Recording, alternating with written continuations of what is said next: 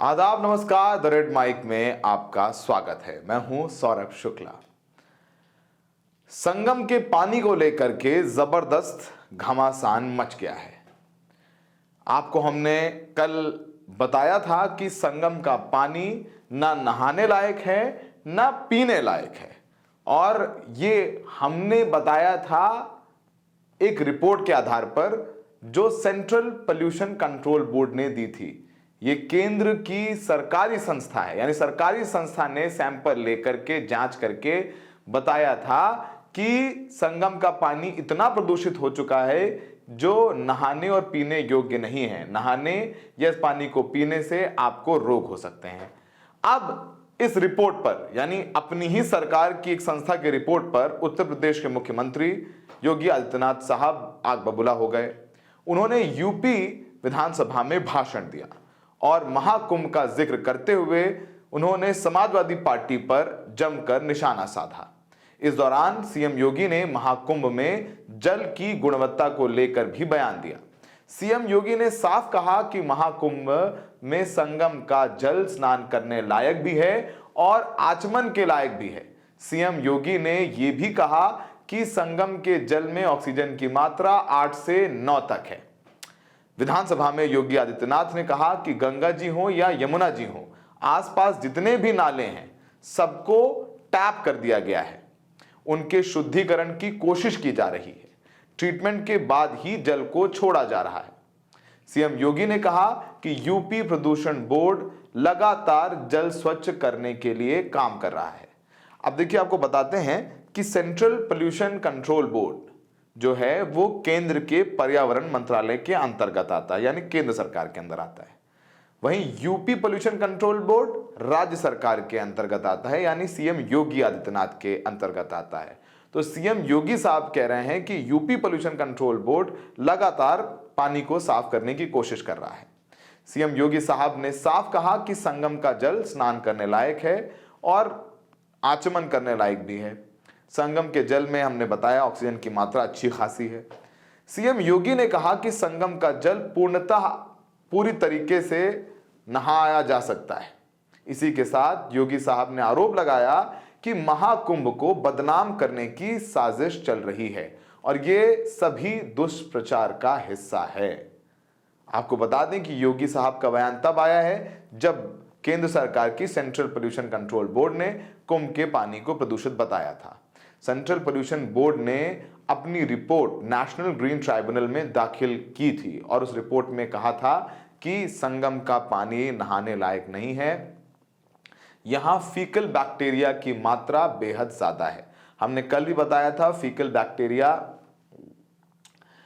तब पानी में आता है जब उसमें मनुष्य या जानवरों की चमड़ी या उनका मल हो। मल समझते हैं आप, जो सुबह आप रोज जाते हैं पैखाने, तो वो जब बहुत ज्यादा उसकी मात्रा हो जाती है तो उसे फीकल बैक्टीरिया कहा जाता है। तो संगम के पानी में वो पाया गया है। इस रिपोर्ट पर योगी साहब हो गए हैं नाराज। सुनिए योगी साहब क्या कह रहे हैं विधानसभा में, फिर हम आगे आपको बताएंगे। पूरा वीडियो देखिए और आगे बताएंगे ट्विस्ट क्या है, कहां पर मामला खराब हो रहा है, क्या छुपाने की कोशिश हो रहा है। पहले मुख्यमंत्री साहब को सुनिए।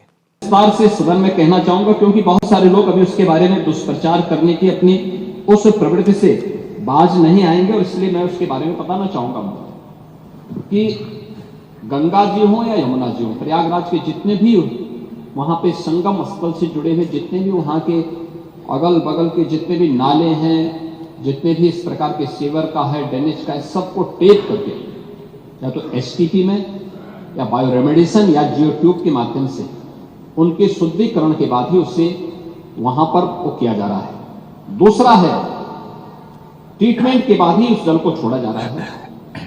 जल की शुद्धता के जो मानक होते हैं वह 2 स्तर पर जांची जाती है। एक तो बीओडी स्तर पर, बायोलॉजिकल ऑक्सीजन डिमांड के रूप में, और दूसरा डीओ के रूप में, डिजॉल्व ऑक्सीजन के रूप में। और इन दोनों के मानक निर्धारित हैं, जिसमें बीओडी 3 या उससे कम होना चाहिए और डीओ जो डिजॉल्व ऑक्सीजन की मात्रा है वो 5 से अधिक होनी चाहिए। जल में स्नान करने के लिए जल की जो मात्रा होती है उसमें ये मात्रा इस रूप में होनी चाहिए। और मुझे बताते हुए यहाँ पर मैं आपको बताना चाहता हूँ कि उत्तर प्रदेश जो पॉल्यूशन कंट्रोल बोर्ड है वो लगातार वहाँ पे जल की मॉनिटरिंग करता है, उसकी गुणवत्ता को बनाए रखने के लिए कार्य कर रहा है। और आज की जो उनकी रिपोर्ट है संगम की, कि संगम और उसके आगे पीछे जो बीओडी है वो 3 या उससे कम है और डिजॉल्व ऑक्सीजन की मात्रा ये 8 और 9 से अधिक पाई जा रही है। यानी संगम का जल स्नान करने लायक भी है और आचमन करने लायक भी है। जो लोग इसका दुष्प्रचार कर रहे हैं वो उन सबको इस बात को देखना चाहिए।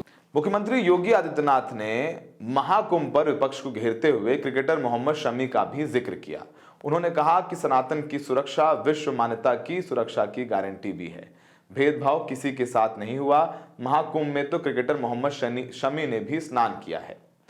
अब इस दौरान योगी साहब ने आरोप लगाया है कि पूरी एक साजिश चल रही है कि किसी तरीके से बदनाम कर दिया जाए महाकुंभ को। झूठे वीडियो चल रहे हैं। सीएम योगी ने कहा कि यह आयोजन किसी सरकार का नहीं था, समाज का था। सरकार केवल सेवक के रूप में अपने दायित्वों का निर्वहन कर रही है। उन्होंने सीपीसीबी की रिपोर्ट को ही साजिश बता दिया। अब सेंट्रल पोल्यूशन कंट्रोल बोर्ड की रिपोर्ट साजिश है। उन्होंने कहा यह सोची समझी साजिश है और कह रहे हैं कि गंगा जल को लेकर अफवाहें फैलाना गलत है। उन्होंने कहा कि संगम का जल पूरी तरीके से शुद्ध और सुरक्षित है। सीएम योगी ने यह भी कहा कि 29 जनवरी को महाकुंभ में जो भगदड़ हुई, सड़क दुर्घटनाएं हुई, जान गंवाई जिन्होंने, उनके प्रति गहरी संवेदना है। उन्होंने कहा कि हम पीड़ित परिवारों के साथ हैं। अब इस मुद्दे पर राजनीति भी होगी। वो कह रहे हैं कि इस पर राजनीति ना की जाए। मुख्यमंत्री साहब ये कह रहे हैं कि कुंभ में अब तक 56 करोड़ से ज्यादा श्रद्धालुओं ने स्नान किया है और ये आयोजन देश विदेश में भारत की संस्कृति का प्रचार प्रसार कर रहा है। वो लगातार आरोप लगा रहे हैं समाजवादी पार्टी पर। अब समाजवादी पार्टी का क्या लेना देना है?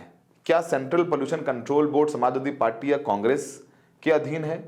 भाई केंद्र में मोदी सरकार है, राज्य में योगी सरकार है, नेशनल ग्रीन ट्राइब्यूनल कोर्ट है।